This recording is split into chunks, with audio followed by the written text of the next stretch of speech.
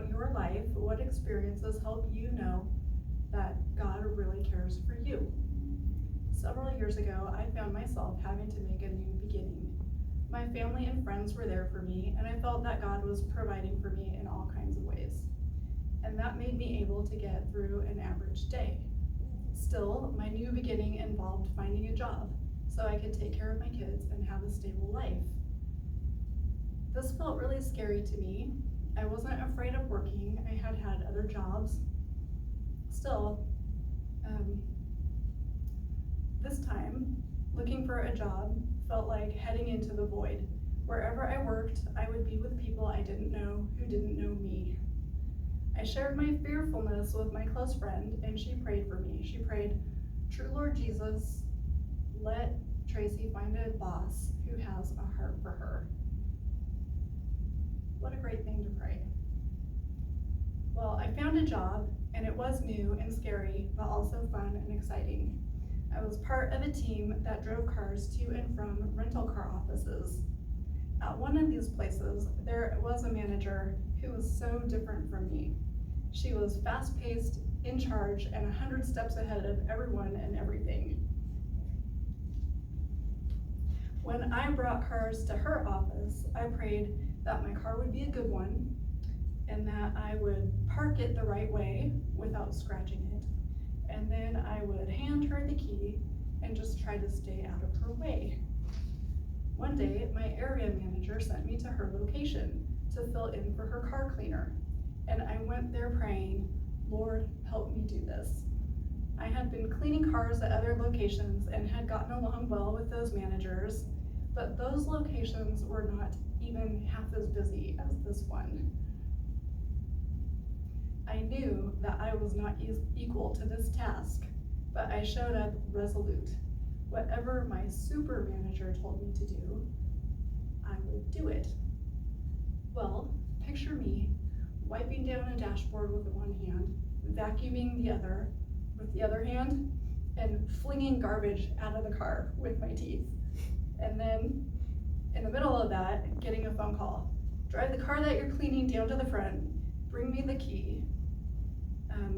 There's a car on the 4th floor, take it to the train station, pick up the so-and-sos, bring them back to the office, then go up and clean that car for them while they're doing their paperwork." And like a frantic deer in the headlights, I would try to do it.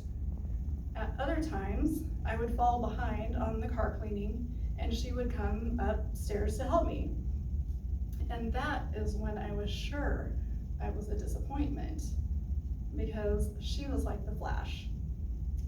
She would grab a car, drive it to the vacuum station, then zip, zip, zip, she'd clean it, back it in to a space, and grab another car.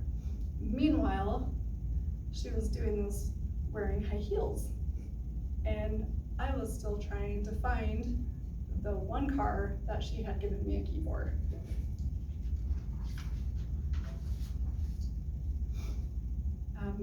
I once told her, "Wow, you must think that I'm some sort of a monkey person."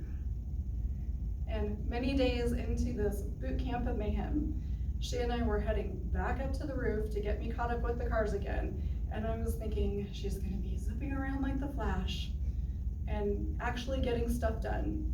And I'm going to be bumbling around, monkeying with the keys, frantic and clumsy. And I must have been smiling when I thought this, because she asked me what I was chuckling about. And I said, with a big smile on my face, "You love me." And she laughed.